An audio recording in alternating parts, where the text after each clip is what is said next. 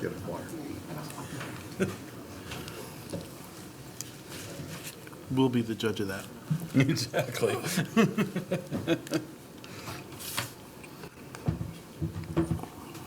We're ready when you guys are, so we're already recording. The boss left.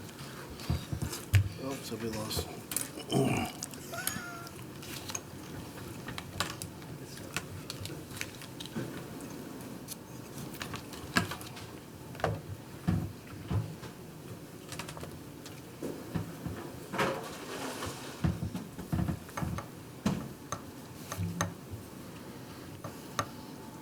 Robert's going to test after this. Let's take a quiz. He'll pass it. Yeah. Sort of. Who do you assume's getting the quiz? Yeah. Hey, check the last slide on his presentation. Find out if quick, it's true or pull it. false or multiple choice. Hopefully not fill in the blank. It's, Yeah, the quiz will be timed, it'll be in the email box about 20 minutes after the meeting ends.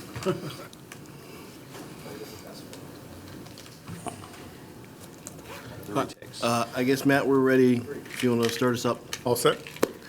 All right. So the meeting's back in motion. Robert, I'll turn it over to you. Thank you, Mayor. The first thing I'd like to do is introduce James Wharton Hess. He's our new ICMA Fellow. Stand up. Comes to us from Long Beach, California, so yes, I'm bringing more Californians here. But we definitely look forward to having him, obviously during a very critical time for the city, and he's going to help with a lot of the department documents we're going to put together and also the goals and objectives. So I think you'll be interacting with a bit, and we'll be as impressed with him as we are. Yeah. Welcome, James. You're not going to make him do a speech? wow.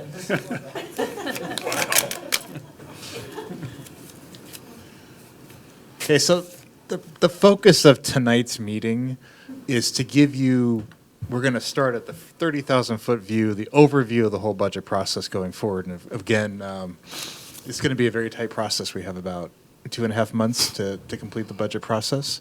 Our departments are already underway. We've already done internal forecasting. So this is an introductory meeting where we're going to go through the process. Our first budget workshop will be in 2 weeks, September 24th. I'm going to talk a little bit later about what that workshop will entail.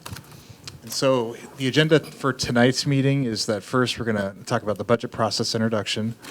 Second, we're going to discuss the budget and council calendar and deadlines. Third, 2018 base projection and brief revenue overview. 2019-20 operating budget building blocks, and talk about how we're integrating goals and objectives into the budget. And I'm going to give you a sample department slide deck just based on a sample rough estimate for the finance department that we're going to show you that'll frame the discussions at both the committee level and the workshops going forward. So, as you know, this process is new this year to the city. We're taking a different approach than we have in the past. Because we did start late on this, part of it was me starting in, we have a new department, we have new staff, me starting in May, and then the goals and objectives process. We have a very condensed timeline compared to previous years. And so time is of the essence here. We have milestones coming quickly. I'll be talking about that in the calendar section on the next slide. But the goal here is to have a true biennial budget. And really, sustainability is the key to this budget. We want to avoid mid-year adjustments and just the practice of the city in the past where we're coming to council a lot. We want to avoid this. We want to build a budget that really will last the best we can in 2 years. When you go 1 year out, it's hard enough. Going 2 years out, there's always uncertainty, but we think if we have a baseline, we have a standard set of assumptions that's agreed upon internally that we stand by, and budgets that the departments are really fleshing out and thinking critically as far as what they're asking, what their actual true bases look like at the end of the year, instead of what are they appropriating each year, or what are they budgeting each year, what are they actually spending each year, and then building the bases on that. So trying to come up with a realistic budget, and also a budget built in with contingencies.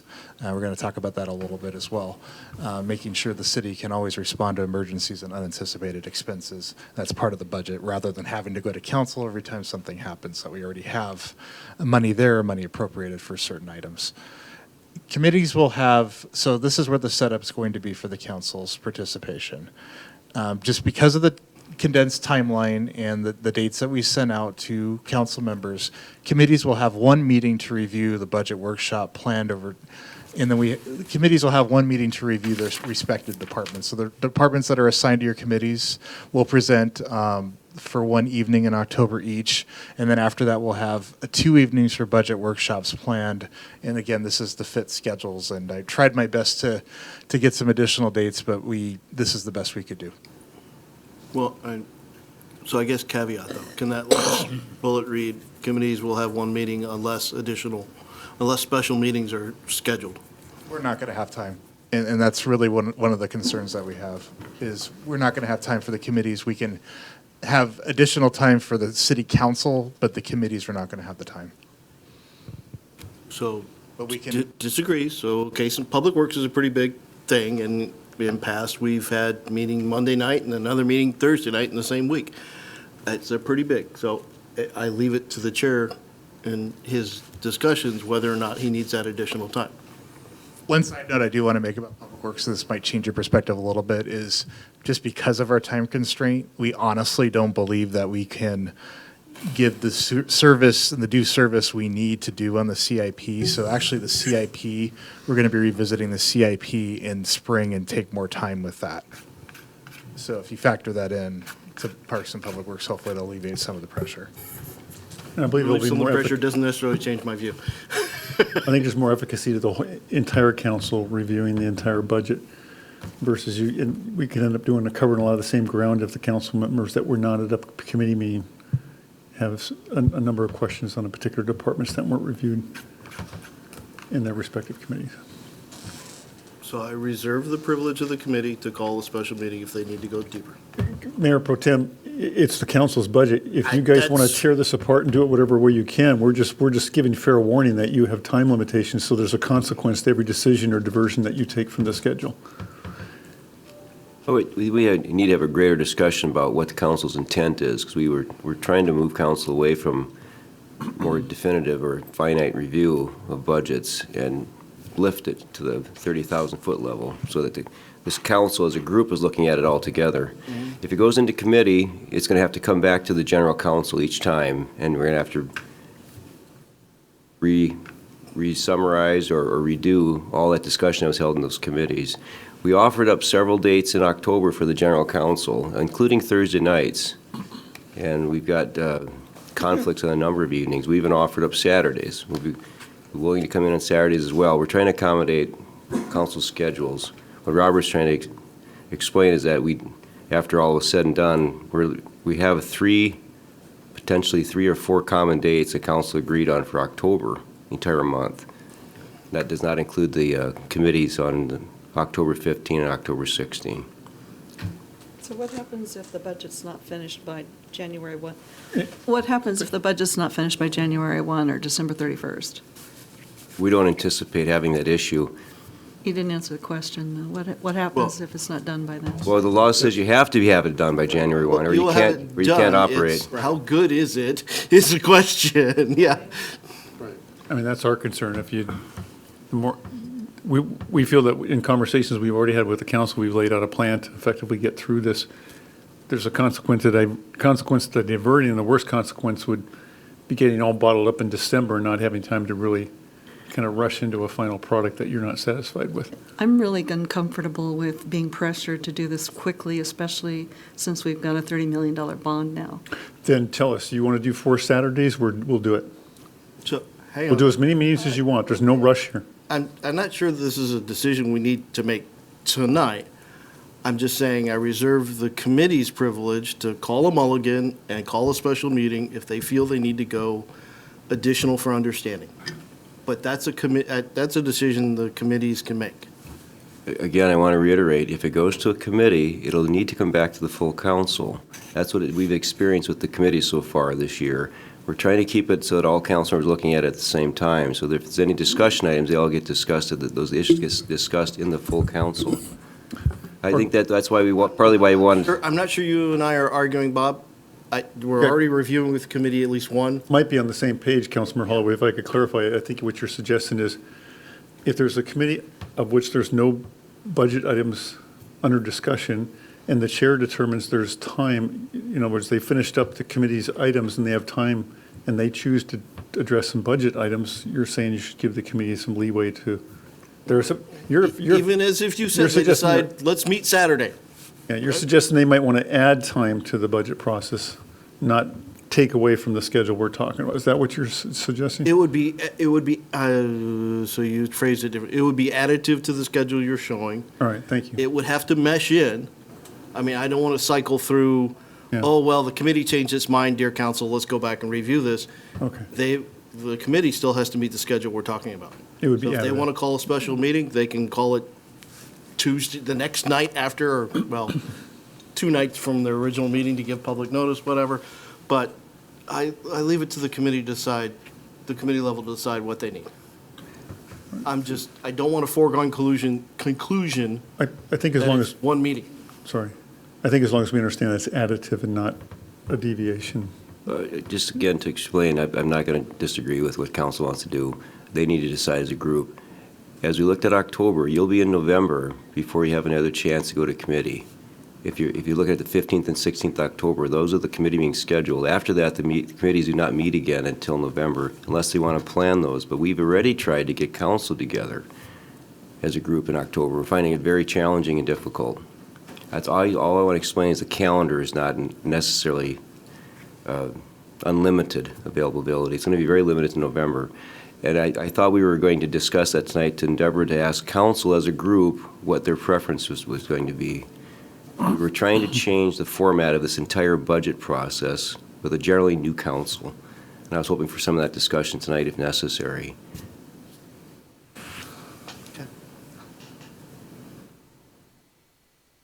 I'm good with the conversation at this stage.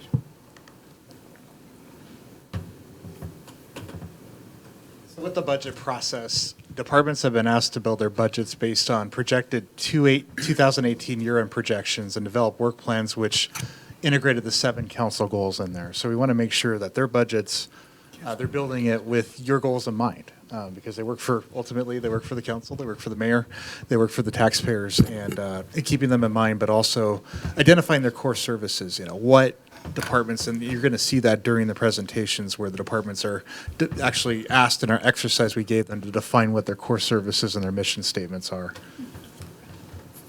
And so the departments will present their budgets after internal review to committees, actually mayor's review to committees, and then brief follow-up presentations to the full council. That was the goal that we had.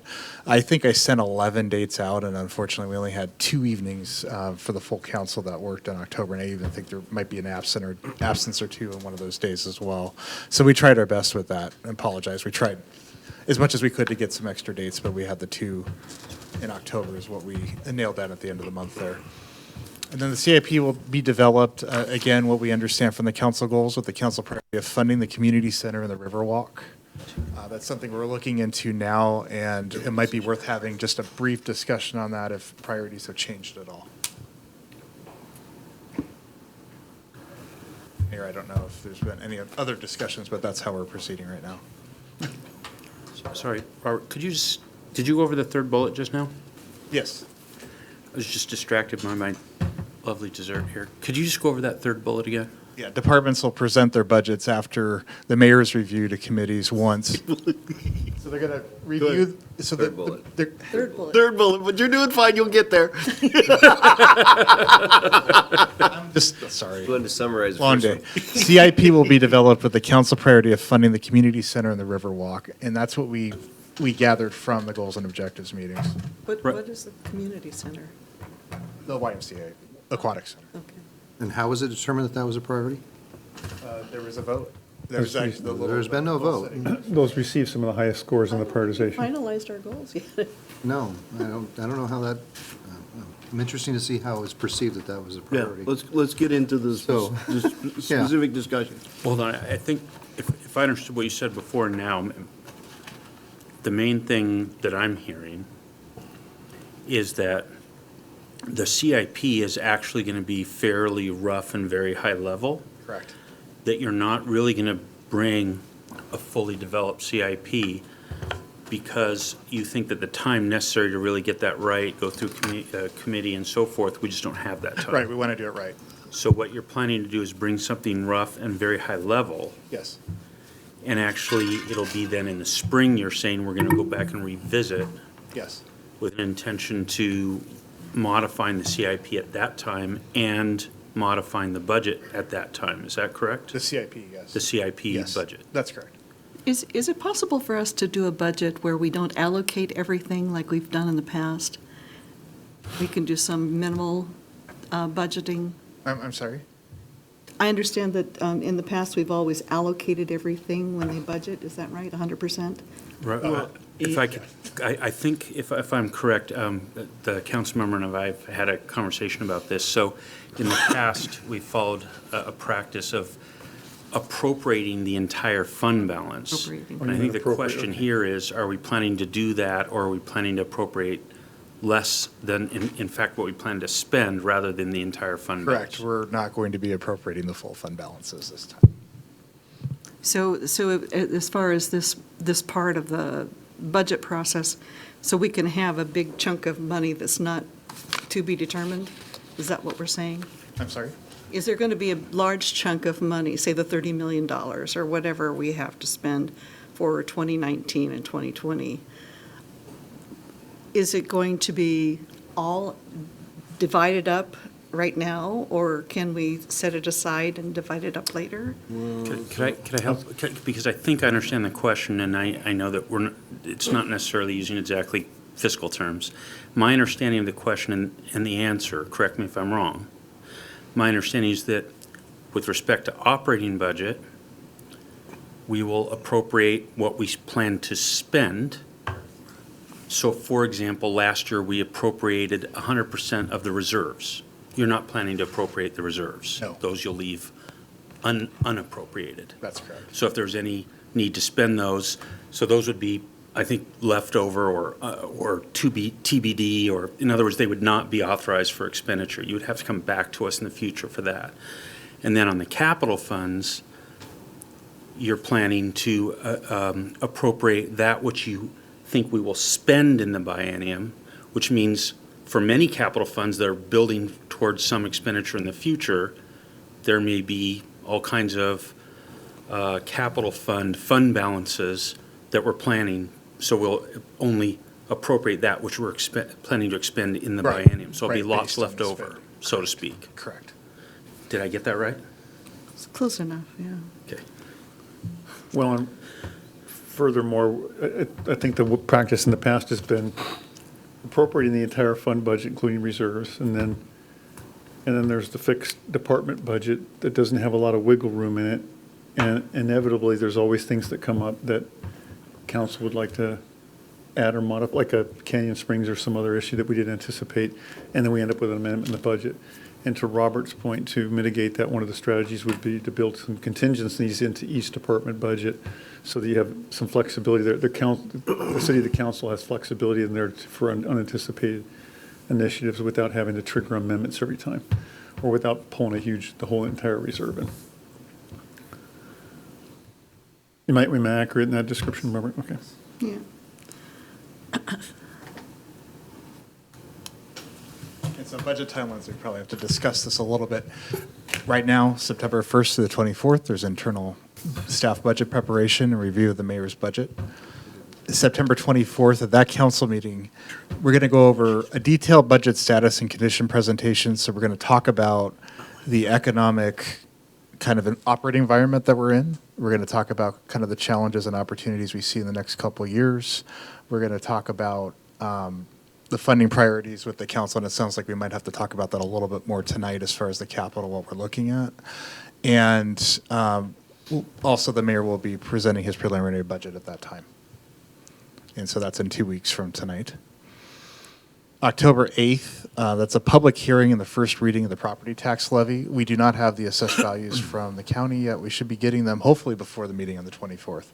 So I have a little bit more information on property tax by then. October 11th, we have the council budget workshop on the fiscal outlook and the forecast. And October 15th and 16th is, the mayor and Bob mentioned before, that's the council committee budget review. October 25th and 29th, those are Thursday evenings. One's a Thursday evening, I believe one's a Monday evening. That's a city council budget workshop on both of those evenings. So I have a question. Maybe I have an old calendar, but were you also going to do October 1st and 2nd council committees? Or it's, an older calendar. oh, so you're not going to do that? We weren't able to we didn't have enough council Okay, members bummer. unfortunately, that were available. I also understand, though, that Council committee, though. the mayor's budget won't be presented or distributed to council until on or about October 1. Correct. We have the preliminary budget, but the actual presentation of the budget won't be. Can you go back a slide? Yes. So you're only doing the committees on 15th and 16th. That's correct. You're not going to do the 1st and 2nd, okay. So did you already do the prediction for revenue? I'm going to show you just a brief overview tonight. We're still waiting on property tax, so that's the number one source for the city. So we're waiting to get that locked down on the 24th. So,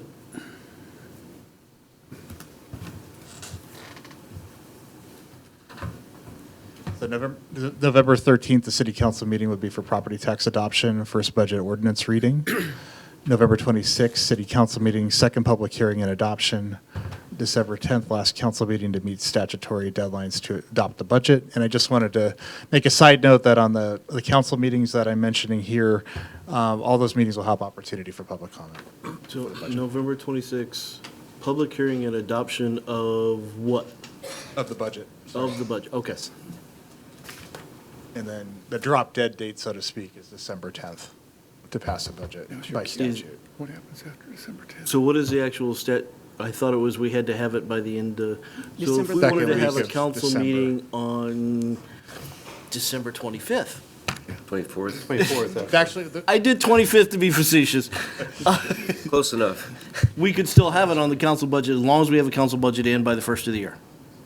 I need to check the code on, Bob, I need to check the code on that because I believe it was the second week of December, but I need to double check. What is the actual deadline from the state to have our budget completed and approved? Adopted. Right, I believe Robert's correct. I'll double check. I'm waiting for my system to boot up So here. the 15th, thereabouts? Thereabouts. Okay. So no meeting on the 25th. Otherwise, it could lead to a government shutdown come 2019. Is that serious? Yeah. So if you don't have spending authority, we can't operate. That's not an option. As I said earlier, we do not anticipate doing Well, I it. mean, adopt the budget. not in etiquette, but in legal, It's not very Christmassy anymore. we've got to have an approved budget by the 15th to be Yeah. legal. Yeah. You don't have the option to be obnoxious and not have a budget leading into the new year. Yeah, I don't want to get into irregularities, but there are some cities in the past that have adopted 2 or 3 month budgets just to get started into the new year. But I would never suggest that. I recommend it here. Right. And we don't anticipate doing that, but Okay. We've never had For that other happen. than continuing appropriations, and there's a very narrow category of things where the appropriation authority carries over, unless you have an adopted budget, there's not legal authority for expenditure of city funds, whether that be for payment of staff salaries or revenue bond obligations or other things of that nature. So that's We That's should why the consider statute we have a legal requires requirement to adoption. have an approved, adopted budget by the 15th. thank you.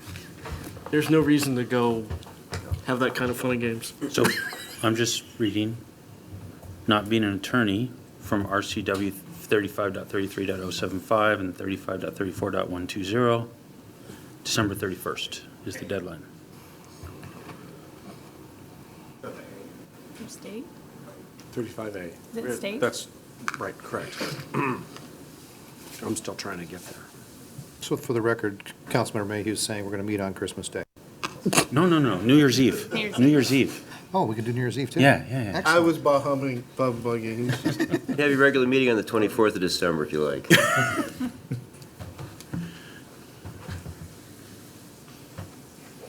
What's been- So And I'm gonna give remember, you some- ordinance, the budget's adopted by ordinance, and ordinances typically are not effective until 5 days after passage and publication, absent a days shutdown. declaration of an emergency, which is why we think, Robert, another, we typically think of the first meeting in December rather than going to the holiday break to adopt something. No need to push the I'll nuclear give you some button. good news now, after all that. Revenues are outpacing projections. General government expenditures are on budget, so we are starting out, and I'm going to get into just a brief overview tonight. We'll have, again, a more detailed discussion on this on the council workshop on the 24th. But sales tax revenues are well over forecast due to construction growth and strong economy, and I'm going to elaborate on that in the next slide or two. REIT revenues, again, real estate excise tax is very strong right now. We're starting to see some slowdowns in the housing market, so I'll talk about that a little bit. Utility tax revenues, though, very strong for the city. And they're our number 2 revenue source right now for general government. Property tax expected to come in above 2017 actuals. And again, we will get the property tax numbers from the county probably, hopefully by the 24th. So we forecast operation and maintenance budgets for general government. It's on track and it's projected to come in under budget through August numbers. And I'm going to go on the next slide here to show you what our revenue projections are. So again, this is general government, so this is not including grant funds, capital, gas tax, things like that. This is just general government, what's funding our general government operations. Right now you can see sales tax, 17 actual is 2.5 million. This is also including what we set aside in the Fund 4 reserve fund. This is all the sales tax generated for 17-18. 17, 2.5 million. 18 budget was 2.2. And as of, and our data is numbers through August on cash, and it's actually economic data that we receive from our businesses in town through June. You're at 2.7 million. So even before the construction season, you're looking at a projected at 2.7 million. That's about 21.9% over what we budgeted. So again, sales tax is very strong right now. Property tax, including the REIT taxes, you can see projected 9.4 million. Budgeted was 9.2 million and over budget about 2.1%. So with REIT, the property taxes are tracking strong right now. And utility taxes, that's really the success story right now. Some of it, though, has to do with the programmed rate increases on our utilities, but also if Puget Sound Energy had an increase, if Waste Management had an increase, all of that would factor in. And just the fact that people are buying more cell phones. And we see that in our telephone line items, for example. We were able to, through ordinance, to capture that in utility tax. So right now we're projecting $3 million for 2018. You can see a 9.1% increase. So that's really a very solid revenue source for us right now.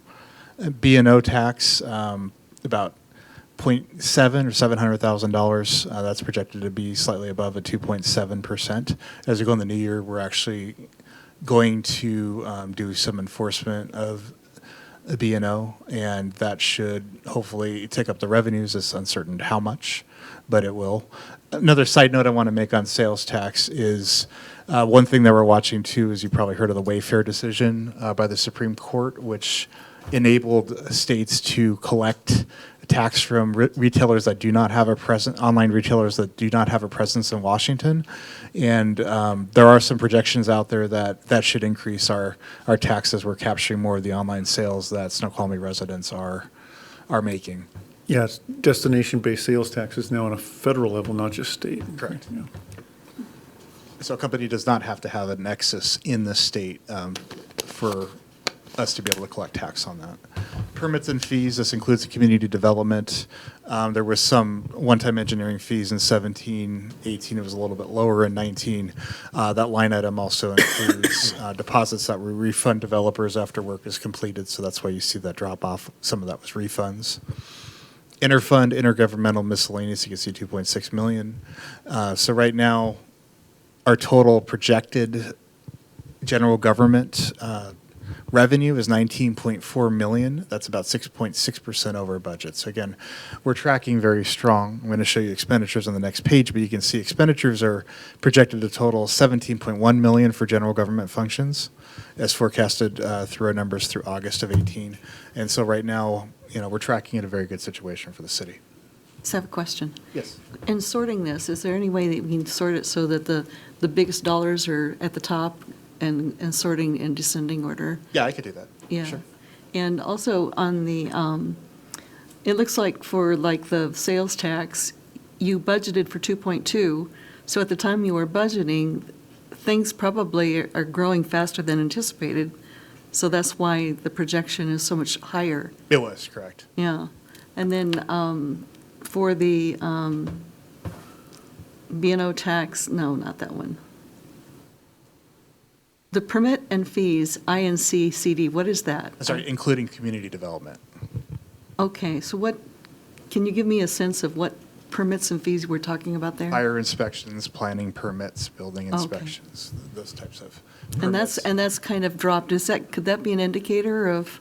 No, we actually had, so we retained deposits for developers, and Mark could elaborate a little more if you need it, but we retained deposits for developers, and we actually refunded some. We keep that in a revenue line item. It was Right. refunded after the work was completed, and that's why that specific drop-off happened.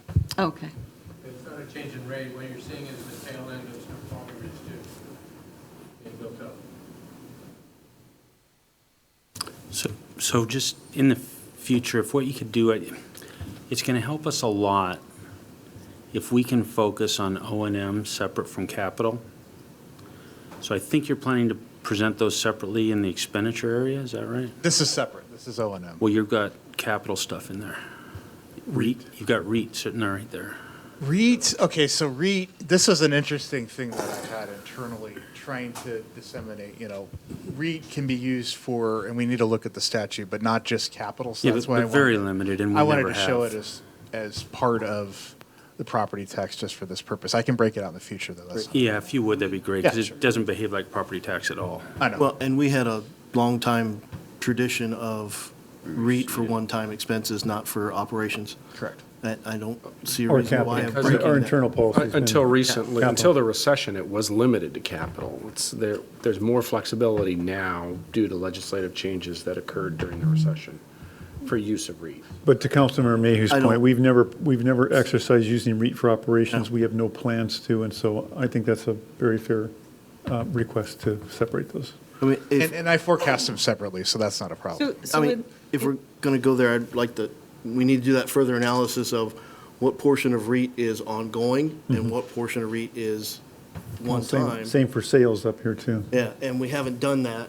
And that's what I want to talk about in 2 weeks. That's definitely what I want to talk about there is the funds and also reserves. I'm So- sorry, Councilman Scher. as far as the labeling of slides, it would be nice if this is going to be operations, to use the term operations. It's general fund.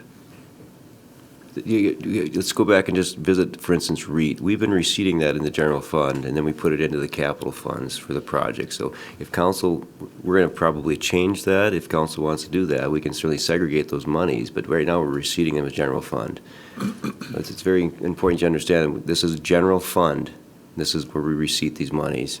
Oh, that's So good You're to setting know. it Just aside. We are because setting it aside. I think we want to setting it correct aside. that, because REIT doesn't go in the general Right, fund, we're it goes setting into aside. special revenue fund. That's correct. We're setting aside. So, so just to clarify what's up here, I was assuming you had all of the general funds and all the special revenue funds that weren't capital, or maybe that, I wasn't sure, but it's not just general fund, right? No, well, it's general government funds. So what we're trying to show is, without confusing everybody, it's hard. What is general money that's available to the council that does not have restrictions on it, like a grant fund, like a special revenue? What is actual general fund? And REIT does have some restrictions, but it is more flexible than other sources. So- But I can break that out. That's So not a what problem. might help, and, for us geeks that know about all these types of funds, that's great, but what might help is if you use terms more like what I think fellow council member, or somebody that direction was recommending, which is terms like operating or operations and maintenance is what you were using. problem. Get us used to just some concepts like that, so that, capital, O&M, operations and maintenance, and then maybe, utilities or Not a problem at all. but just settle on it and just use them in revenues, use them in expenses, help us kind of orient, yeah.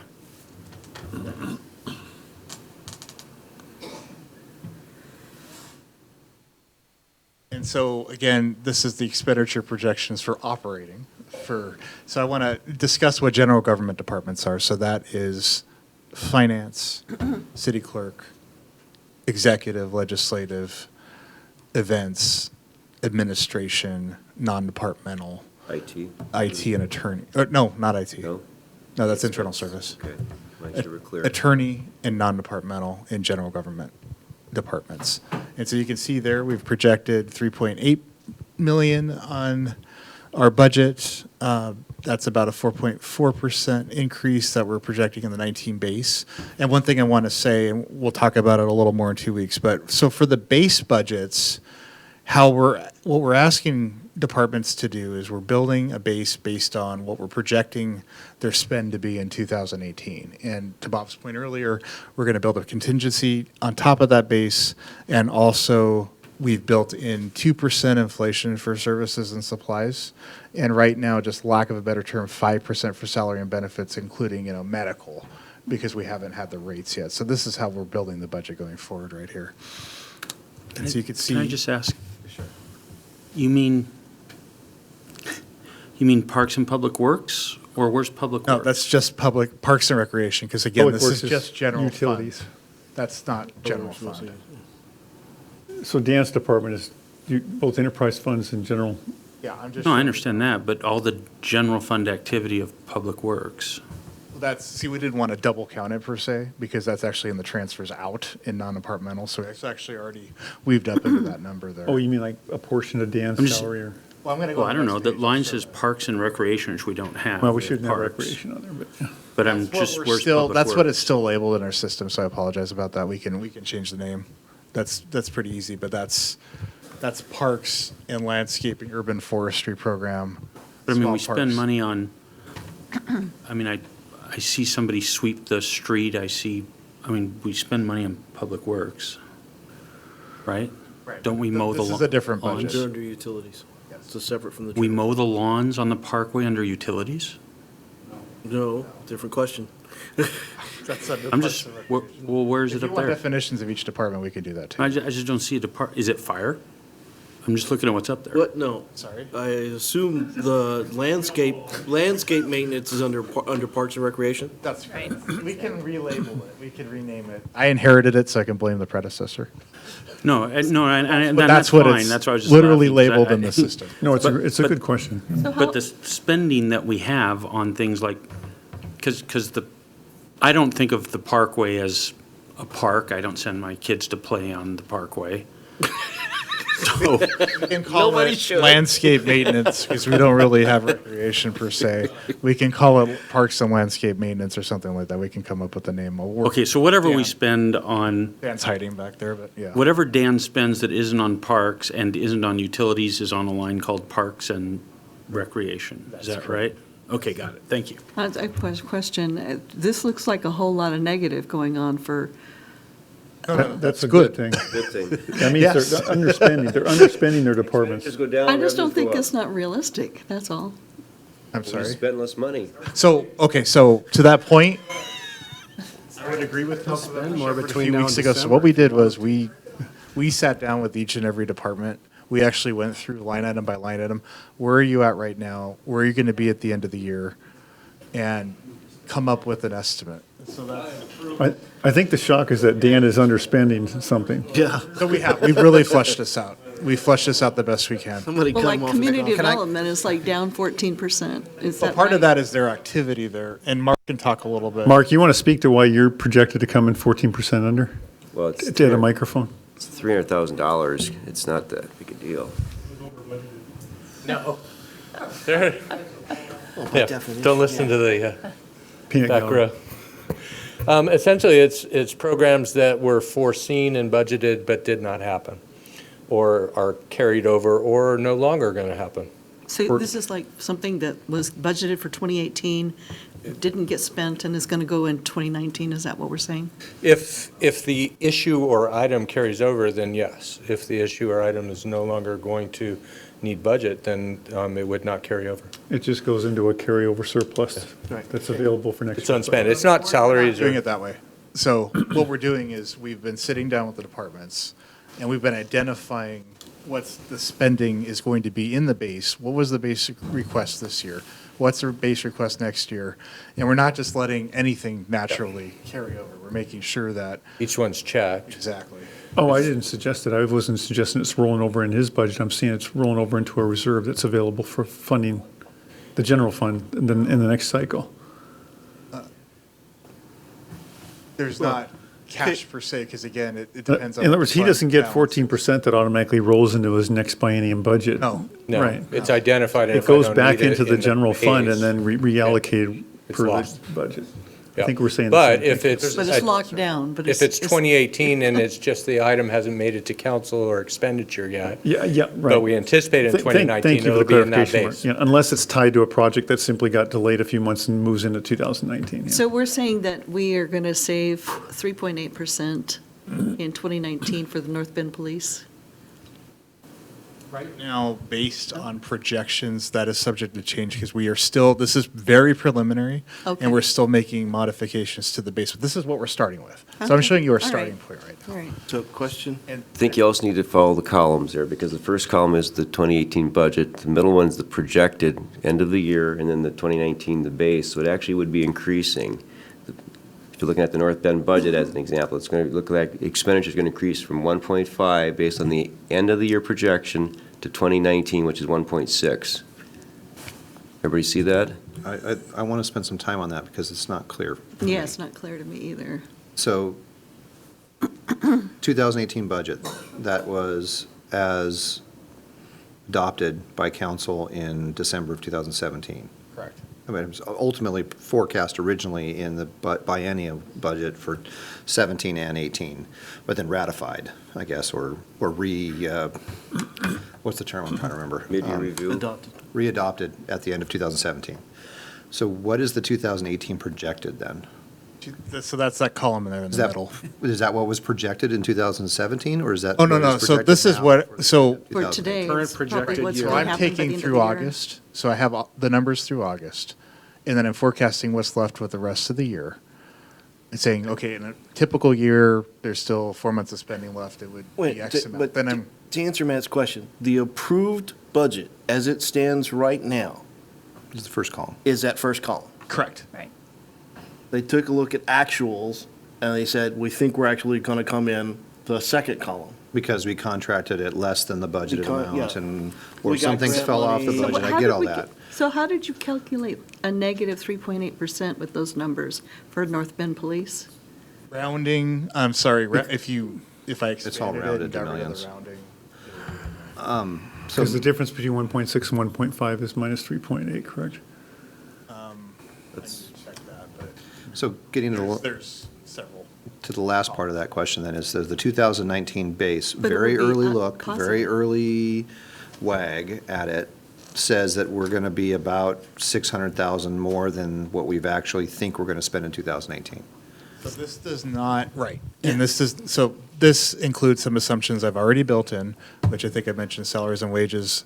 We're building in at 5% right now, just for until we get the actual numbers. So for where is the insurance. difference then? And, Okay, good. and what we are trying to capture, that there might be some addition, if there is going to be addition to that base number, would be service contracts we didn't pick up, some other equipment purchases that fall into I base. I think what they're wrestling with is missing a column that shows the difference between the 2018 budget and the 2019 base.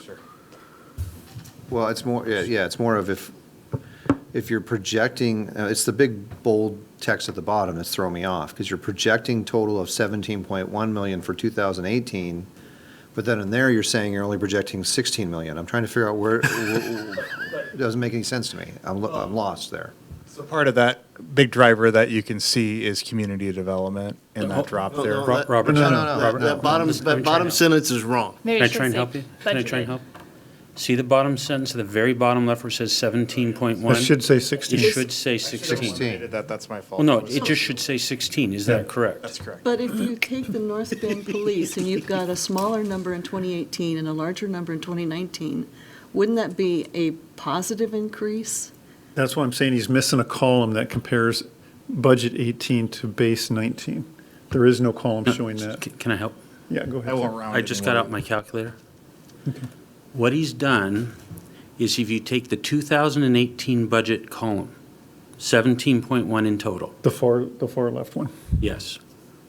What he's saying is that the base budget they're going to start with, they're going to come forward with in the 2019 base column, which comes down to 16.6, they're saying they're going to come with that number, which is 2.7% below 17.1. That's what he's saying. So you're saying percent over 2018 budget versus 2018, percent over 2018 projected? 2019 base as compared to 2018 budget is I what mean, he's yeah, done. 2019 compared to budget versus Versus projected. not projected. Not But he's projected. explaining why his base is lower by showing you the projected. Because otherwise you say, well, wait a I'll add a minute, why is it column, it'll lower? make it- I'll add a column, it'll make it easier. I don't know what the Well, column would be. more that's more what- numbers usually don't make it easier. Oh, I don't think that's what So you so mean. let's just try and just work through this. What he's trying to do is say, let's just look at the Someone total have a only. laser pointer? Just look at the total row only. We need a whiteboard. If everyone, I don't need a laser pointer, just, yes, oh, Vanna. I think you I need might. Vanna. There we go. Can't say that. Oh, I can't say that, sorry. Mark, total 17.1. That's his 2018 budget total. What he's saying is, they think they're going to come in under, they think they're going to come in at 16.0. Okay. Because they think they're going to come in at 16.0, he said, everyone, start your budgets from there. And they came up with a starting place for 19 of 16.6, which is a little above the 16.0, Oh, okay. but it's below 17.1. Right. So he's saying they're starting from 16.6, and he's trying to tell us, so this 16.6 that they're going to start from is actually 2.7% below what we approved for 18. And he's trying to explain the reason for that is because 18, actually, they didn't spend that 17.1. So the column head for the fourth column, over the last column, should be 2019 base over 2018 budget. That's right. And it is, and somebody forgot to expand. Well, I think the confusion then is why, for example, in fire, you have in the 18.3 and 19.3, and it's 0% on the far right because there's no change. Why aren't we saying the same for North Bend Police? Because. Rounding. You have to run it. Minus 3.8? There's some rounding in there. I had to force it. Because the 1.6 could actually be 1.64. Right. And the 2019 base could be 1.57, Right. and that's why. That's right. So, If the first column's being, so the last column is the first column compared to the third column.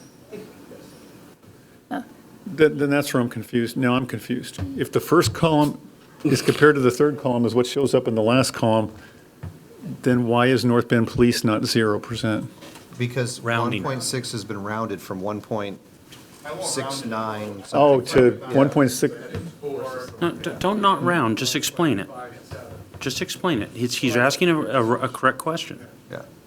Yeah, so again, there's rounding, so it's not just 3. So Okay, so one's- to make it easy for us on North Bend Police, he made it 1.6. He's trying to make it easy. It's actually so one's 1. 1.59 and the other one's Yeah. 6.4. And his 6 or something, percentage yeah. is Yeah, calculating off the real blown out number. Yeah, so it's like 1.59 compared to 1.64. You got it. Okay, I got it now. so I have a couple questions. First of all, they're negotiating the North Bend Police contract, so I'm not sure why it would be lower.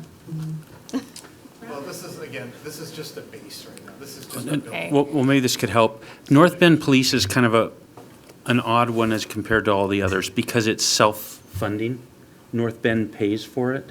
So it's not something that we have to worry a lot about in the sense of it's ultimately approved by North Bend and then they fund it.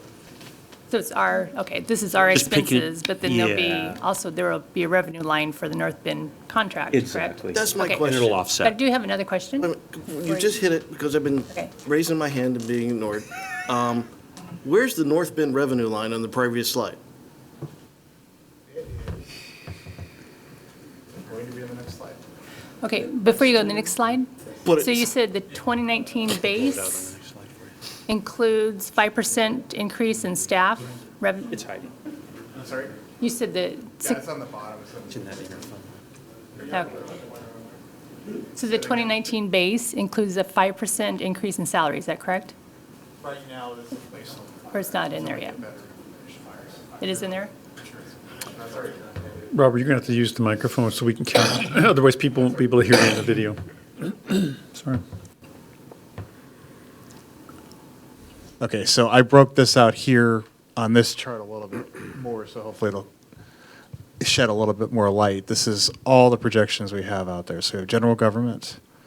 Again, like I talked about before, we have a public safety line item excluding North Bend, so I broke them out on this. We got Parks and Recreation, Community Development, Streets, Utilities, North Bend Police, Fleet, IT Facilities. You can see the total, and I see the total revenue-related funds there. So you can see, so hopefully this will make it a little bit clearer. So this is everything as far as operations, including utilities. So this is not capital, this is operations. And I'll relabel it that to be clear.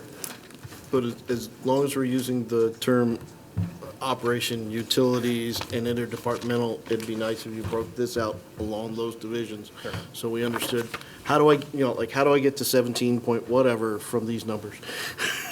Sure. So I want everybody to try and make a point to speak into the microphone so anybody watching the video can follow.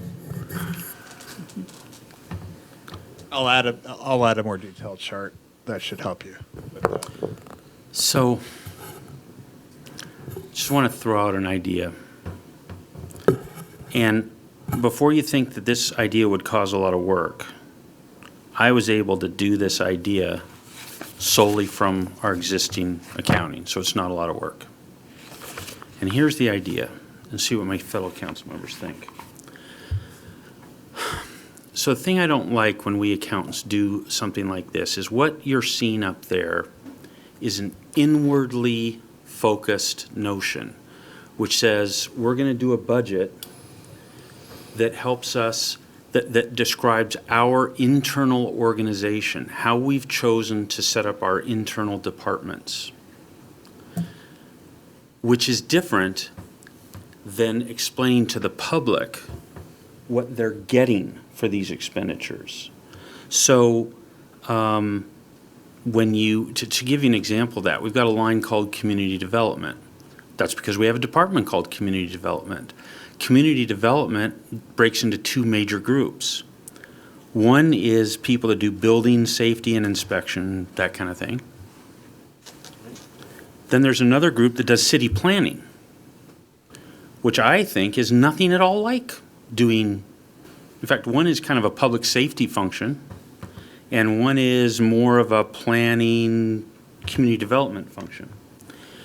So when we, oh, and by the way, let me tell you what else is in community development, our entire human services budget. So all of the money we spend to assist, No. where's human services? Is that in fire? No. Admin. It's a transfer out of general fund to a special revenue fund that was just created. Just wondering where it is up there. General government. Human services, okay. We're transferring out So of I the would general not fund. put human services as general government. I would put it, so that just proves my point exactly. If you redid this, which is easy to do, you just described how you got the number. You know exactly where the number is. By what we're delivering. So the way to think about this is the budget is a thing that lets everyone, all of the city employees know what they can spend. But it also goes with the mayor's budget message. It goes out to the public and says, this is what we're doing as a city. This is where we're spending your dollars. So if we've refocused this by the things that we're delivering, which is really, you know where all the numbers are, I think you make a document that is much more impactful to the citizens, much more useful, much more helpful for them to understand where their money's going. They just wouldn't know that the entire human services is somewhere in general government. So it's just something to think about, rethinking about what we're delivering. Right. And do your line items by what we're It delivering. up as high level as I could, and that's why breaking out to me less than $200,000. I didn't want to do that. I wanted to bring the high level, but I can definitely expand on that. No, I agree with your thinking, and I'm very supportive of that, grouping it. But the problem is that means we're not highlighting the fact that we're spending, what was your number just now? Less than what number? Less than 200, was it? So we're spending less than $200,000 on our entire human services budget. And the community won't know by looking at your budget there. Maybe they'd like to know that. Well, pretty big They will have category. it in the budget document. This is just a summary that we were presenting just for council tonight. This is Okay, so a I'm just giving a high-level suggestion then of, 30,000 foot for the, summary. whatever thing you're referring to, that when you do it, maybe think about doing it by, kind of think about categories of things we're delivering. I'm not saying you're gonna come up with a whole bunch more. I mean, how many do you have up there? 1, 2, 3, 4, 5, 6, 7, 8. Maybe you end up with somewhere between 10 and 15. It's just a few more. And you'd pick up all the major categories. If you think about it, if you go to the city of Seattle, you're definitely gonna see human services. It's almost 10% of their budget. Okay, it's also, and the reason is because that's a major category of expenditures. Just maybe to think about how we communicate to our citizens where we're prioritizing what we're spending their money on by the kinds of categories they might care about. So I'm a little confused. You're talking about a visualization? That's whatever rows they put, that's the visualization, that's the Well, information. This isn't for public facing, this is just for us, our meeting tonight. Well, I didn't know. I thought it might be public facing. I don't think That's so. what I was asking. This is So the maybe, meeting tonight. so maybe what you do is have us budget by the thing that will be public facing. And I know as an accountant, you're going to get into issues, well, but I didn't do, in this department, I did some allocations, in that department, I didn't. You're going to be close enough with just the data you already have when you decide what those major categories are. We're going to have more delineation than this, Oh, right? yeah, of course, yeah. 2 weeks, you were going to have a lot more. Yes. Yeah, This is okay. just More than you wanted, ever. probably. Good. Why? But We only have a few meetings, why are we going to do that? I want that. On the levels that you're talking about. What's that? Just on the levels you're talking about. Okay. Yeah, that's all I meant. But so to comment, I was hoping my fellow council members will weigh on is this notion of not so much by departments, which is sort of internally organized, but by sort of delivery areas, types of service delivery. Does this make sense to you guys? I think it does. Well- If a resident picks up the budget and looks at it, they're going to want to know what's in public safety. So right now, it's going to be, I know it's police, I know it's fire, but is there anything else in there? Or, I don't know, there's a bunch of areas that you could break out and make it more clear when a resident looks at it.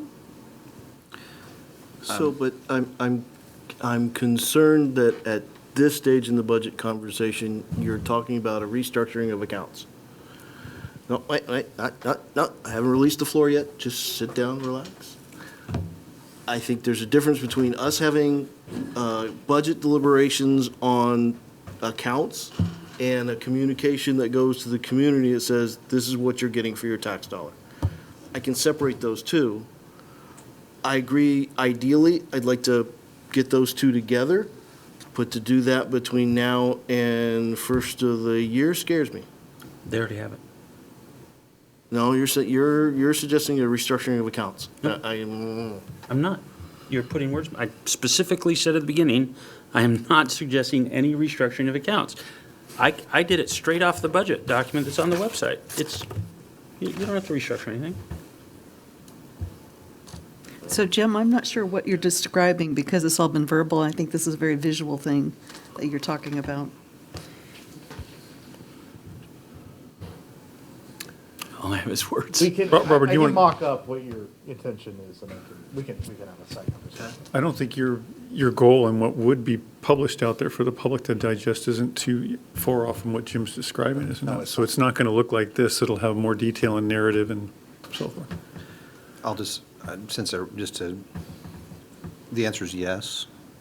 Whichever way you do it, I think is important that the public understands where the money is going to. The idea of community development doesn't tell me anything, but if it said fees or, planning, public planning, or under general government, it said human services or those sorts of things, any sort of delineation that way, that makes it very easy to tell someone, hey, we're spending X millions of dollars on streets. That's an easy one. I can go to it. If I can do that with all the items, it makes it a lot easier to explain to folks why we're spending the money we're spending. Sure. That's where it went, streets. Any more questions? Please move on. We'll get there. So we wanted to, because it's been a I'm sorry, while. could you just flip, was that the buy-in? Could you just flip back? I'm sorry. We almost- What, is that the 27 million? What is, does that include I'm trying to figure out what that number is. Does that include Includes Utilities? Yep, includes utilities. Ah, includes the- there it is, Operations utilities, I only. see them. Yeah, Got it now, operations thanks. only. Includes Not capital. interdepartment. Thank you. So can I ask one more question? Okay, it says 29 base, 2019, but we're also budgeting for 2020. Correct. So will there be another column? There will be. Yeah, so again, this is what we're starting with. And so when we come back to you, we're going to That'll have have the- the preliminary budget that'll have the 19 and 20 columns. Okay, thank you. All the operating. So I wanted to just go into detail a little bit about sales tax, because that comes up a lot as, a volatile but good revenue source for the city. So I wanted to talk a little bit about the numbers and what we're seeing with sales tax right now. The state has changed the way they track sales tax. They do it, if you're familiar with NAICS codes or profession codes, they're tracking everything on that now. So we have a little different categories than we've had in the past, and that just started a few months ago. So you can see that the wholesale and retail category by itself is jumping. So I wanted to kind of single out the construction, because that's what we talk about a lot, and show what the performance is citywide when you break out the construction there. Because you can see wholesale and retail, you see a 27.1% jump if you're looking at the year-to-date numbers from 2017 to 2018. So That's destination-based retail as well, Robert? yeah, that's everything. So that's everything we're capturing in the city. The economic period that that number represents would be from November through May. And so that does capture last Christmas season versus the one before. And so you can see the jump. And a lot of that is the shift to online commerce. So it does help our city, again, that instead of people driving to Issaquah, going to Costco, and again, if you're going to go to Costco, just showroom, just go look at it and go home and buy it online and deliver it here. Furniture, anything you want, please do that. Sorry, Issaquah, if you're listening. But Amazon, but go ahead. but we're seeing this in my past life at my previous job, where I was doing sales tax for a living. I was seeing this trend almost everywhere on the West Coast. You're seeing that jump from last Christmas, really attributed to online sales and Amazon and e-commerce. And again, with the Wayfair decision, that allows for companies such as Zappos, companies such as Overstock that don't have a presence in Washington, that are very large e-commerce retailers, now they'll be able to collect. And they were asked before Wayfair was passed by the legislature Wholesale to and start retail. collecting. Now they have to collect. So Number one. So what is accommodation? Is that hotel? yes, so that's hotel and restaurants.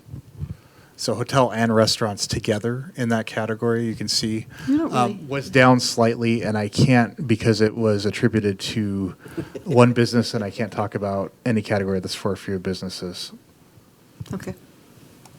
Unless, I don't know, Mark, if it's, they can talk about that. 2018, I would agree with you. Yeah. Robert, I want to make one clarification, because we tend to spend a lot of time talking about online retailers and that it's some sort of boom.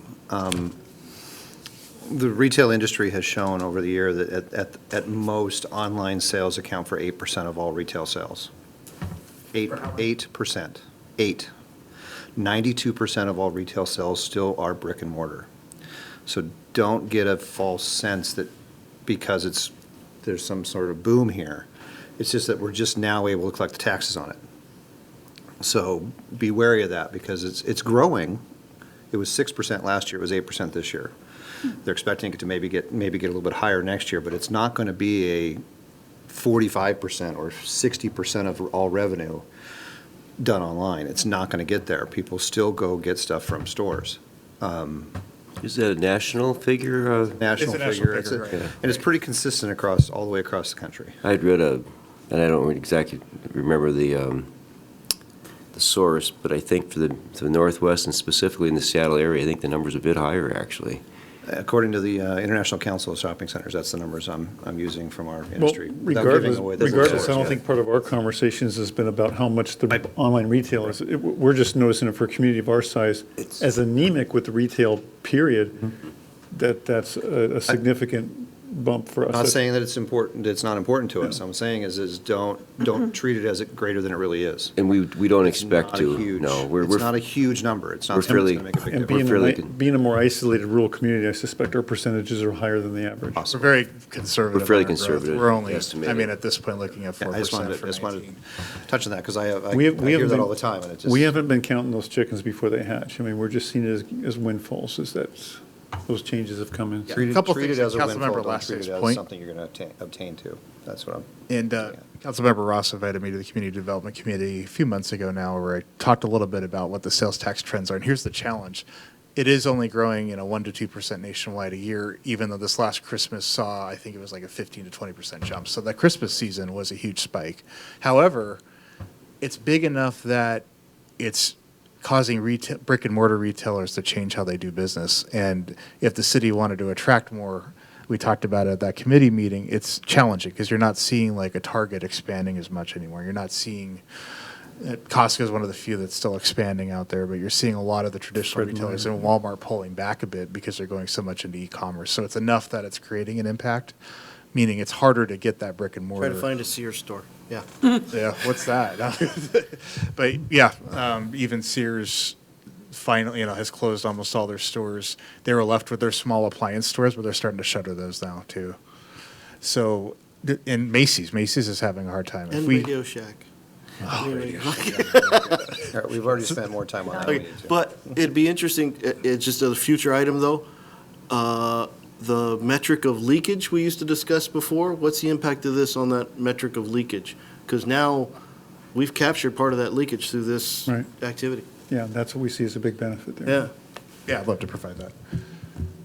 So construction, you can see, was up quite a bit for this activity. We are obviously slowing it down going into the next 2 years. We're still showing some activity, though, because we still have some, obviously, building happening in the next 2 years, potentially in the city. So we're watching that, but we are slowing that number. We're not expecting it to grow at the same pace. Service industry, huge growth, too. And part of that also is just the trend, because even though, people are still going to brick and mortar for big ticket items, they're not buying as many big ticket items that they used to in the past. And big screen TVs, for example, don't cost $5,000 anymore. They cost $1,000 or even less. So people are spending more on services. And we're fortunate in Washington to be able to tax and capture some of those services and more experiential. And that professional services has a whole gamut, and also the arts, entertainment, recreation piece as well, where we're taxing like raft rentals and things like that. So there's a lot of opportunity in this new economy. It's helpful for the city because when you have tourists come in, they're going to spend money, not just in accommodation and food services, but also in both professional services and arts and entertainment and recreation categories there. And overall, it's a small piece of the pie. If we compared our sales tax, of course, to Issaquah or Redmond, we are very, very small. Isn't B&O considered sales tax? No, it's different. It's a grocery receipts tax, so we're actually levying that separately. So we actually levy that directly to businesses. They pay the state their own B&O, but they pay us B&O. It's separate. This is collected by the Isn't state. it based on sales numbers, though? It's based on gross receipts. Gross receipts, yeah. And it does not include gas or alcohol? No. And unfortunately, sales tax doesn't include gas either. Otherwise, our numbers would be much higher because we have 3 stations in town here. You could always change the law, but and then miscellaneous, that includes government purchases as well. So you can see the difference there, 1.9 million for 18, but again, we're slowing it down going into the future because we're not factoring as much construction growth. And we know it's going to happen, or at least is proposed to happen based on council action, that there'll be more construction in the future, just not at the pace that we're seeing with the hotel, with the townhomes, with the Mount Si High School. There's just a lot going on right now. How granular can we get as far as knowing, can we know by, say, a Safeway, No, the rule is 4 or fewer businesses. That's the state rule. Otherwise, it's confidential below that. Okay. And if there's one business, like say accommodation and food services, I can break out restaurants from accommodation. But since we have we have one accommodation that pretty much takes that entire category, over 90% of that category, I can't okay. show that category. Okay. So that's why I have to combine it with the other ones. Hope that makes sense. Got it.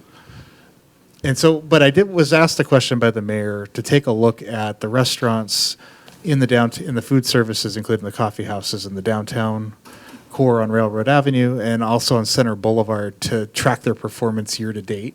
Again, I can't break it down further than this, but I wanted to show. See how our business is doing downtown, see if we could measure that. And then on the ridge, measure the impact of the new retail on the east side of the Parkway on those businesses in the Center Boulevard.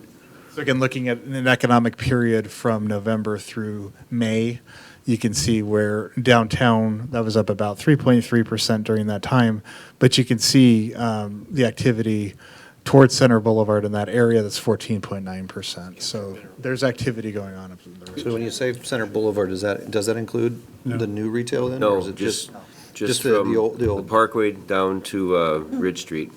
Okay, I will make the side note, it does include Starbucks. one of them. Starbucks only has one permit. That's the problem. We can't break it out.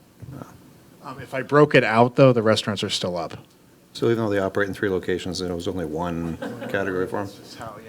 So that number, that includes the Starbucks sales on the east side of the Parkway and the. Everything in town. Okay, we should look at that with that number pulled out then. Okay.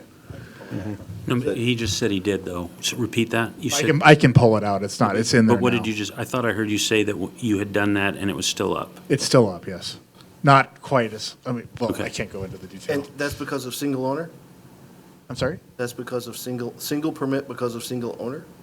That's the way the state does it. They don't break it out by location. Well, that And also. that's the problem. Dry cleaning and nails are other items which are single owner, multiple location, which will fuzz some of this data. So Starbucks in the 3 locations there wraps all their revenues into one bucket. Yes.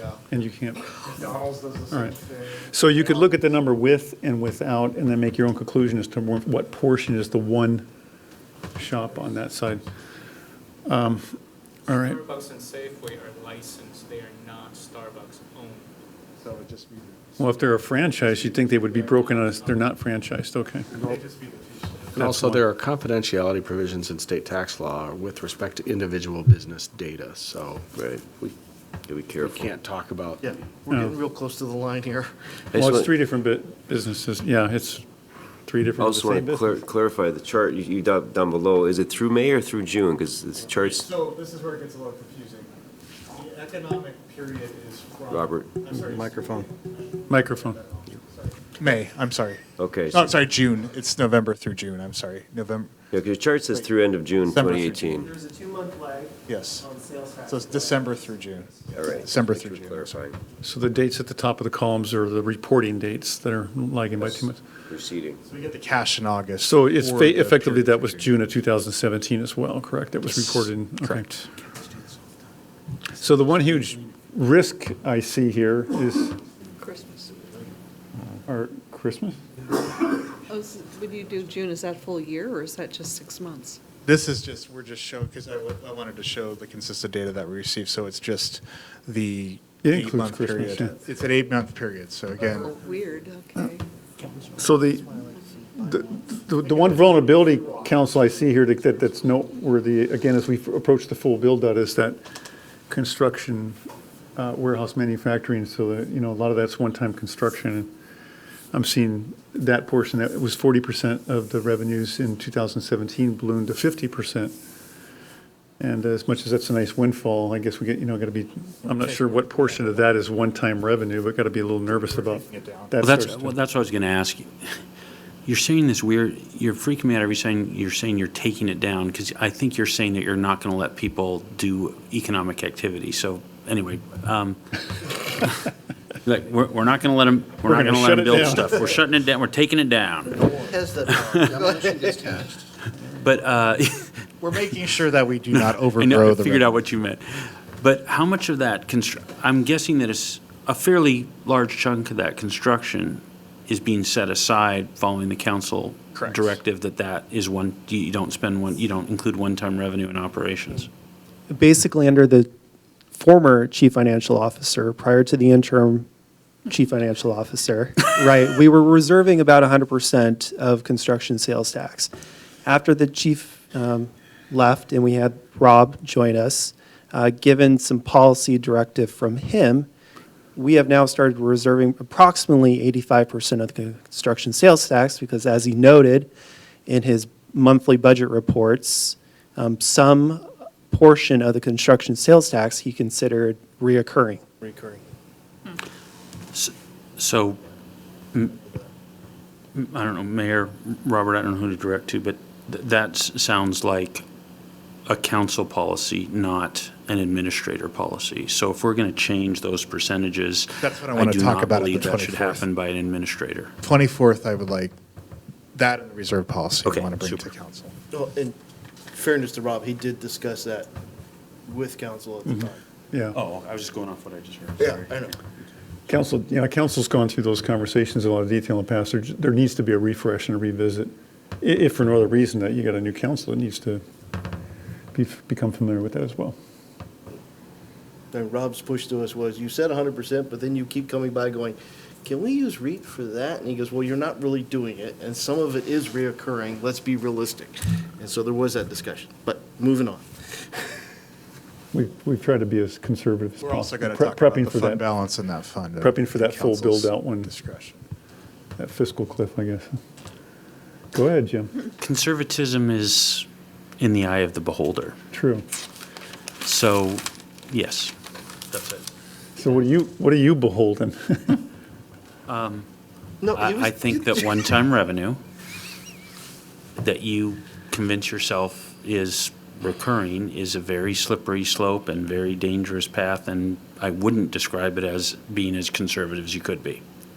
Maybe justifiable, but I don't think could be called, doing 100% was as conservative as you could be.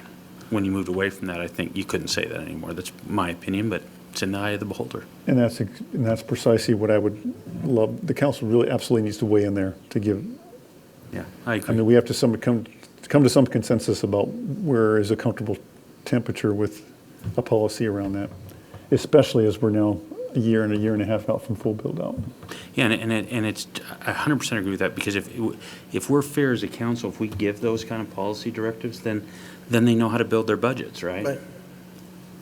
Yeah. And that's kind of the discussion I want, as far as what is available for capital. That's a discussion we're going to have because, again, we do have fund balance and the set-aside fund that we have not. That is there and some other funds as well. But that's also where you see me be pretty forthright in the last couple of years when I do State of the City addresses about that $1 million gap that we were, working on closing, because we know we're still dipping into that cookie jar and the one-time revenues a bit and depending on that, and we have to wean ourselves off that if we want to get to the goal of sustainability. And certainly, things like the sailors coming online will help immensely with that. And we're also, we're looking at because we have to, we're the finance guy, gloom and doom scenarios as far as, what would a recession, how would it impact the city? And we're going to talk about that a little bit on the 24th as well, because we want to factor that in to make sure this is a sustainable budget. Nothing is ever, knock on wood, recession-proof, but going into a possible lean year, because a lot of economists are projecting 20 to be, if not a recession, at least a slower growth year, and we're already seeing it like in the housing market in King County and some other indicators that we just have to be cautiously optimistic, I guess is the best.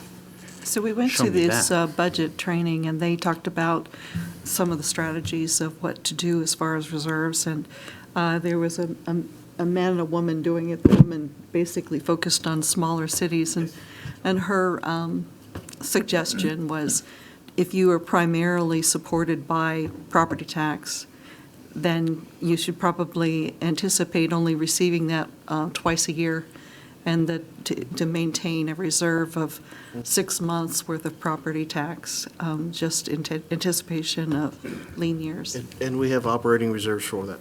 Yeah, and that's one of the first things we worked on years ago. Yeah, so we're nowhere near the small city that she was, we're in the big city group that they were talking about. That we don't have cash flow issues that she was trying to talk about, cash flow issues, where we don't have that kind of cash flow problem. We had that back when I was first in the council, doing interfund loans and things to just patch things up and keep it moving. That's one thing I know, Brian. That's just not a thing that that we have to face. You still get revenue from the state. It's not a continual flow. It occurs twice a year? middle of the year and at the end of the year, correct? County collects, yeah. Yeah, Property tax. yeah, for property Some tax, which is delinquencies a trickle chunk. in, but yeah, the big chunks. So, I mean. But with the money that we've got in our fund, it's not a problem for us. No, it's You have not. other It's one of the, It's not a it's one of the problem. We have a first. mechanism built in, operating Well, reserves cash to versus handle it. budget, and we keep Yeah. a cash balance. Yeah. And we have a lot of our money invested in the state pool. In the state pool, it's liquid. So on the cash side, if there, say, worst case scenario is a disaster in town, we have enough cash to get through it, at least for several days. That was one of the first Several reserves we months, built up, was a operating reserve fund to smooth that out and address it. And I think Redmond has like a 14% reserve or something like that. Some cities vary. I can tell you that I worked for a much larger city, Santa Rosa, California, that has a $400 million capital operating budget, and they're down to less than 10 million reserve. So we're in a good situation. The question is, what is sustainable? What does the council want to see going forward? And, what are their priorities as far as if they were to spend the money, what would it be for one time? Because again, we don't. Yeah, so that, we're not accounting I for think, ongoing. I don't know if we'll have time to I think you should remind us, and I think the mayor was just saying this a few minutes ago, I think you should remind us of all the policies that we currently have when you go through this, so that we can at least, reaffirm those. But it may be that along with the capital budget in the spring, we may want to go back and look at some of these policies. So for example, we just heard from my fellow council member, 14%. So I know that ours is 10% plus another reserve, which is a contingency reserve, and I'm guessing we're somewhere close to 14%. I'm not sure exactly, but to the point I think you just made, while we've got policies that say how much should be in there, we actually don't have policies that tell us how we would ever use that. So in the event that we ever want to draw that down right now, we'll all sort of be staring at each other. Where wouldn't it be great if we actually spent time in advance to say, well, when this happens, you can pull it down by this much, whereas in other times, we might override that, but at least we'd have guidance so that, it's not a surprise when it happens. Cherry picking? What's that? No cherry picking? It's policy. It's all about policy and process, right? So it might be it's worth spending some time, and I think the points that my fellow council member were bringing up, I think are really good discussions that it's perhaps time for us to revisit some of those and add some detail around some of those. You have two great wordsmiths behind me, ready to jump in. I just want to do a quick time check. We're coming up on actually, we should try and wrap up about 5 minutes before, at least. Yeah, we're almost done here. Depending on how much these guys, so Robert, if we need to stop asking questions so you can get through us, let us know, give us some direction here. Okay, so this is just the broad discussion of what you're going to see through the process. Departments are going to present a mission statement and measurable goals and objectives that correlate to council goals and the core services. I'm going to show you a very quick and crude, don't take it as verbatim, example to follow here of a finance budget somewhere. Base budget. So we have the base budget includes routine increases necessary for departments to maintain status quo, salary, service contract increases. This is separate. So we're building a base budget, and then on top of that, that's where the department budget requests go. And that the department budget requests are prioritized by the mayor, and they must be essential to meeting council goals and or increase core services needs of the department. We have exercise that the departments are going through. They're going through worksheets, and then the mayor will prioritize them. So when we present the budget, he will have the priorities to council of what his priorities are as far as new budget requests from departments. But again, none of it's going to be fluff. All of it's going to be carefully vetted. All of it's going to be embedded with either the core services of the department or the council goals and objectives. Most of the time, if not almost all the time, it intertwines the two, at least for some of the goals that you have. So one other question I have that, and I need to get a better understanding of, is say, for instance, we have expenses like for Petite, and we have developers paying for some or all of that. How do we fit that how does that look in a budget? Well, a lot of that is if they're doing base requests for operating, but if they're part of a capital project, that's part of the capital budget for that project. Robert, I think she's asking, does it net or does it come in revenue and expense? How does that work? Do we show where the income and the expense is? How about the reimbursement account? You talking about the reimbursement accounts? Yes. For developers? Yeah. Well, actually, Petite, I don't think that's a reimbursement account. That's just the engineering services. Engineering Dan? services. Yeah. They do two types. Mark, I'm sorry, I need to get you a microphone. That's what you're talking about.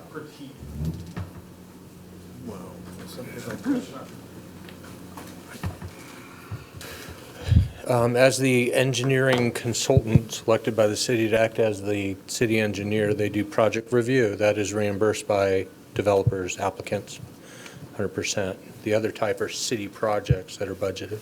How do we see, primarily. but how does it reflect it in a budget? It's in the project budgets, correct? So both Yes. of the two types that he just said, Robert, let's help me. So the amount that's funded by the city, as well as the expenditure amounts that are funded by or reimbursed by Income a from a developer, developer, yeah. the total expense, all of those together show up as an expense for us, and the part that's reimbursed shows up as a revenue, correct? I think that was the question. So when I look at a warrant and I see an amount and a GL code, Councilmember Shepherd, if you could speak in the mic. so when I look at warrants and I'm looking at an amount that we're spending on Petite and I see a GL code, and I don't see a budget that goes along with it, I'm not clear what's, how that should be reflected in a budget. So I don't do the accounting, so I won't speak to that, but the title on the invoice would tell you whether it's project-related, and that would tell you whether it's a reimbursement or a city project. And then you'll see our stamp on it with the account codes and signatures, and then that's how we tie it back to the budget. For instance, if it says Plat 27 quadrant, it's a reimbursement. I'd like to have something that's really straightforward that says this is a reimbursed expense versus this is just, out of our general fund or whatever it comes from. Robert, I asked that you're going to be the kind of the timekeeper, because I'm not sure what you got left to cover. So if this is a parking lot item, we need to, if you got time to hit on this one anymore. separate than the budget discussion, it's more of a accounting. It seems like a more detailed one that maybe we'll get into later. Okay, so is that okay, Councilmember Shepherd, if we just keep moving? Okay, thank you. So, capital improvement program. I was supposed to change the date up there, 2019 to 2020, 24 capital improvement program. Apologize about that. Mayor will prepare the preliminary capital improvement program to be passed in the 1920 budget. And like we said, this is going to be kind of a bare bones program, so we can come back. And I know a lot of questions or requests for a detailed storybook for all the capital projects in the city. We're planning on that already. Have some good ideas for that, but it's going to take some more time. We want to give the council the opportunity to flesh out those projects more. So what we wanted to do was focus on the big ticket items, or at least what we understood to be the big ticket items coming out of the goals and objectives session.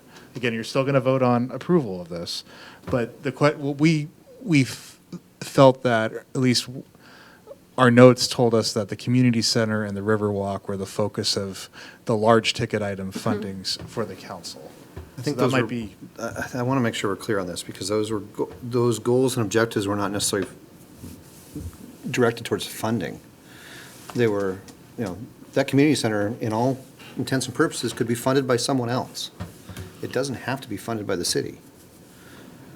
So I don't want to jump all the way to saying that's the focus, because I don't think we've gotten to that point. And I don't want to speak for anybody else here, but at the same time, it's a big jump to say those are the focus. We're following direction of a council that we're all given dots and votes, and there are items that Those went are higher on the the- list that were prioritized, and others that were lower on the prioritization list. There has to be a prioritization on some capital projects. Show me the list and we can go I through have it. the list. Yeah, let me clarify. There was nothing in that process that suggested all the major capital projects around the city were somehow cast aside. Those are core things: street overlays, street rebuilds, all that. These are kind of what we heard as the major initiatives. If I could suggest maybe a way to solve this is, if you're bringing a 6-year budget, if we see something in there where where the mayor's proposal puts money towards a particular project and we don't agree with that, it's fine. We'll see 6 years worth of projects on there and we say, not that, and we just grab something else and say, no, put that. I think we'll be able to work with something when it's a 6-year, so I think we'll be able to get it where we want it. I think there's enough pieces there to work with, if that makes sense. Well, I guess what I'm going at is that the council as a whole has neither voted nor authorized funding of those two items beyond what's already in the budget. or what's already in the CIP. And unless the council's going to take that up as either as an agenda item or a discussion item, I don't know where it becomes a focus. I'm trying to understand how that becomes a focus. I think they're just saying they're going to put it in the CIP, and we'll see something in the CIP, and we'll deal with it then. Councilmember Ross, you had the list there, you were going to make a Well, I comment? do have the list, when you were looking at what the priorities were. We had, number one was maintain. Councilmember Ross, if you could Oh, speak into the sorry. microphone, please. Number one was maintain existing service levels. Number two was pool and community center. Number three was Riverwalk. Number four was broadband. Right, And so so we're we- taking the top two on that list. Well, The those are- the first item was saying none of these others are going to compromise the first one. So we understand the first one is properly maintain, can you read that first bullet again? Maintain existing service levels. Right, so making sure that our service levels are not compromised, that's goal number one, So that's not a goal. or objective. That's not an objective. That's a bullet list item from a 2-hour session that no one wanted to continue beyond the time we'd already spent on it, and it just never got smarted, it never got finished, it never got included in our discussion. That's one of the ones that it's just out there in limbo right now. I'm sorry, but those were smarted on the first, Hang on, guys. I No, they think we're weren't. high-centered on a verb, and that verb is focus. I think the proper verb is integrate the community center and Riverwalk into our CIP plan, and then let's look at that CIP plan as proposed and talk about whether it's right or wrong. So I'm, I'm going to downplay the word verb focus, makes it sound like All right. that's it and that's it only, Right. and that's not the intent. I don't believe that's the intent of administration. use whatever word you want, but I'm profoundly confused if we go through weeks or hours of a goals and objectives process. Out of that comes some identified high priorities amongst that. That's marching orders to me and my administration to go and come back with a plan as to how we're going to tackle some of Mr. those. Mayor. Now, Councilmember Lissay, that's not saying it's being funded in whole, or even, it could be, that focus could be funded 99% by a private party or 100% by the city. There's no more specificity other than that we're supposed to come back with some proposals as to how we can achieve that goal and objective of the council. So we're not going to be doing the CIP by December 31st, right?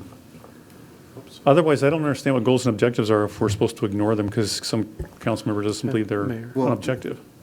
I Neither. disagree with you that that was an You objective. can disagree all you want, with That's all an due objective. respect. That was an The objective. issue is that we've never completed the goals and objectives discussion. We only went through it in brevity. We didn't complete it on the final two goals. We did complete the whole they were smarting never process on the finished. first four Wait- goals. Wait a minute, guys. I mean- Objective one and objective three on that list, All right. was the community center 3 or 2? Two. 2. Objective 1 and 2 have not been integrated together for the entire picture.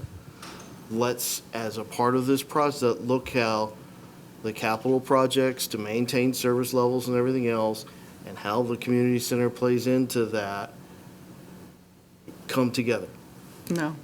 Mr. Mayor, if I can. Go ahead, Just Paul. a reminder, the capital improvement program is not a funding decision and it's not an appropriation. It is a plan for how something will be funded. Or could be funded. Or could be funded. So including the community center in the CIP could show a 6-year funding plan Yeah. with construction anticipated 6 years or more out, or conversely, it could be front-loaded. That's the council's call. But it sounds like some council members are assuming that saying we're going to focus on funding means we're going to ask the council to make a funding decision right now, and that's not what we're talking about with this That's slide. not what I'm saying. I'm saying is that we haven't even gotten to the point of even saying if that is something we should give consideration for funding, or even have a discussion about whether it's something that will go forward. I don't see how we got all the way from a goals and objectives bullet point to it's a major item that the city wants to move forward with. What is that list then? What was that exercise to you, Councilmember Lissay? I'm completely confused. If I can say, I not gonna think go we're explain to you, losing so. time here. Look, just remember this. He, the mayor, is required by law, by state law, to present a budget to us by October This 1st. isn't a budget, this slide See, I- is not a budget. I understand. He's required to present a budget to us by October 1st. It will include 2 years of capital spending. It should look just like the first 2 years of our CIP. So he's just telling us what he's going to do when he presents it to us. Guess what? We can take his budget and throw it in the trash. It's our budget. So that's fine. He's just telling us what he's going to show us. I don't think, if we don't like it, that just gives us a heads up that we're going to focus on that when he gives it to us. That's fine. I'm not hearing that there's a problem here in what he's telling us, honestly. The whole intent of the council's goals and objective session was to set some priorities for the mayor when he's developing his budget. Department heads are working right now literally on their budgets, which are going to align with the council's goals and objectives that you've established. I realize not all of them have been smarted, but you sure as heck have added objectives to every one of those goals. And there might be might be a profound misunderstanding about what a goal and objective process results in. No, it's not that at all. We can move on. Yeah, let's. All right, let's Councilmember look at the Shepherd, you wanted to make a Let's look at comment? the detail and have the conversation based on the detail. Well, I think that, you're talking about a 6-year capital improvement plan. We've talked about, we're going to work on that in spring, right? The mayor is going to present general fund, utilities, capital for the next 2 years, 2019, 2020. Every one of those elements will be in there, including capital.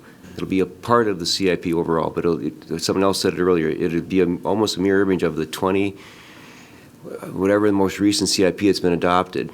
He's going to take the 2019 and 2020 projects and put it into his budget. The number one goal, or objective under that goal, as read by Councilmember Ross, was to make sure that we maintain service levels on all of our infrastructure. And maintain means get some stuff that's broken up to a minimum service level. That's number one priority. So there's nothing else that's going to sacrifice that number one goal.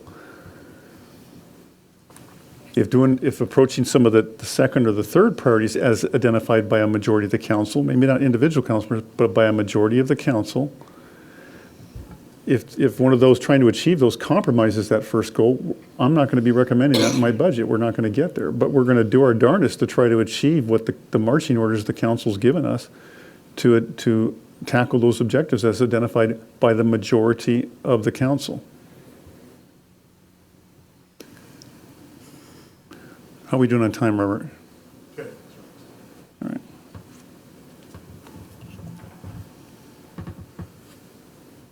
Sample department slide.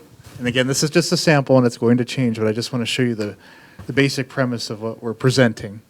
Finance department, I'm the department head. There's 8 FTE total right now. Department mission, this was subject to change. I've had another one to integrate, but to provide professional financial support and ensure sound fiscal management for all city functions, including serving both internal and external customers. Core services, prepare annual financial report and manage all financial reporting and budgeting citywide, service city treasurer, manage utility billing, payroll, and business licensing functions. So again, just trying to, the basics. What does the department do? What do they serve? What programs do they have? So back into Councilmember Mayhew's point regarding what they do on a day-to-day basis, what's core to what they do. And so all the departments, so again, this is a sample slide. The template will look similar to this, a little bit differently, but again, you're going to have a mission, you're going to have core services outlined for each department. Performance measures, I came at this on the fly. Goal number 1, maintain or increase the city's bond rating by ensuring timely financial reporting, adhering to city's financial policies. Outcome, latest bond rating for utilities was upgraded from AA- to AA. And we're not boasting or anything, that's just an example. Goal number 2, evaluate department efficiencies to decrease workload and increase customer response time in utility billing and cash handling.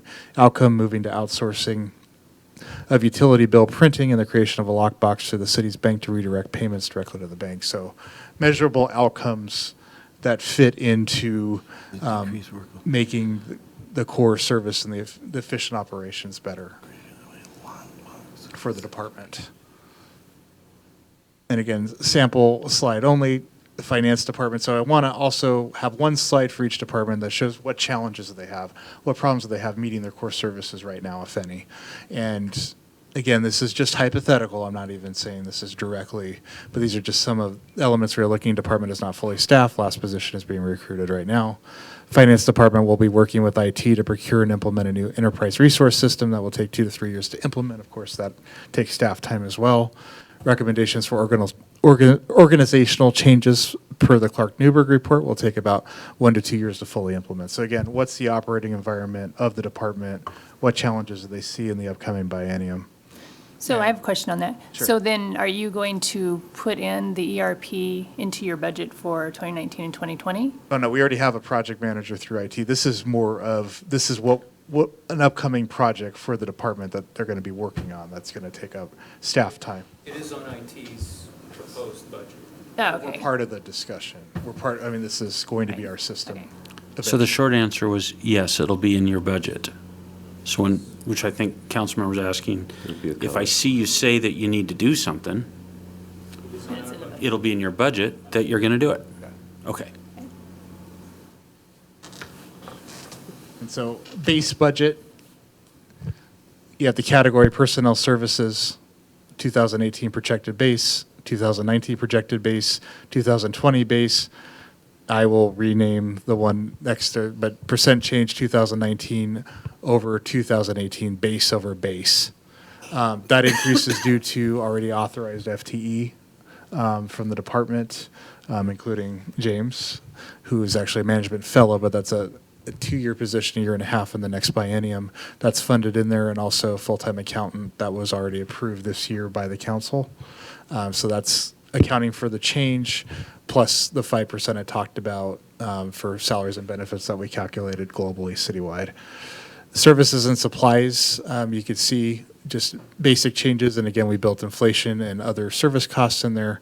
You see 4.1% the first year, 3% the second year. We have no capital outlay requests, so you can see that, and I apologize, the formula looked like it didn't carry on the right side, but you can see, so our projected base, 1.1 million, 2019 base, 1.2, 2020, 1.278. Again, this is preliminary. I'm just showing you an example here. This is subject to change, of course, before we actually come with our formal presentation. But this is just an example of the highlight of, this is our budget. Here's a hypothetical request, upgrade temporary receptionist to 0.75 FTE. Falls under council goal number 2, additional cost to the department. Then I outline the cost, and I talk about the core service and why this position is relevant. And again, all the department budget requests for increases in their budget will be vetted by the mayor, presented by the mayor, and then we'll have some sort of related explanation like this and the related council goal in the presentations that we give, both to the committees and then back to the council workshops. I hope this is clear. Any questions on this format at all?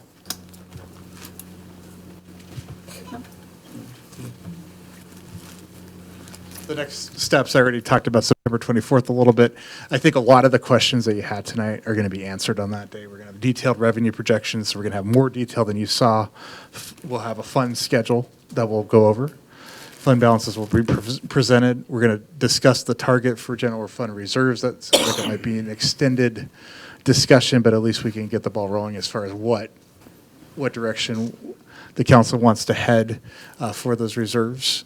We'll talk about the capital reserves as well. Staff will present the mayor's preliminary budget with proposed enhancements and base increased schedules comparing to projected revenues. Again, we can take out that bottom one for now.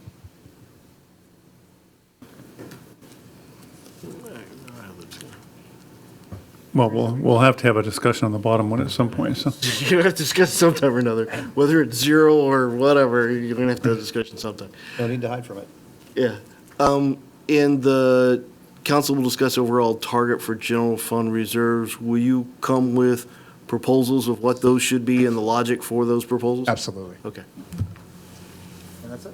We might push that last bullet discussion to a October meeting. It might be premature on the 24th, but is maybe your point. I know I sent, because it sounds like with, you might have to have a little bit more discussion. My question is, there was another October date, but there was a couple of you that were not there. I sent, it was earlier than that. It was October 11th, maybe? yes, I think so. Or 18th?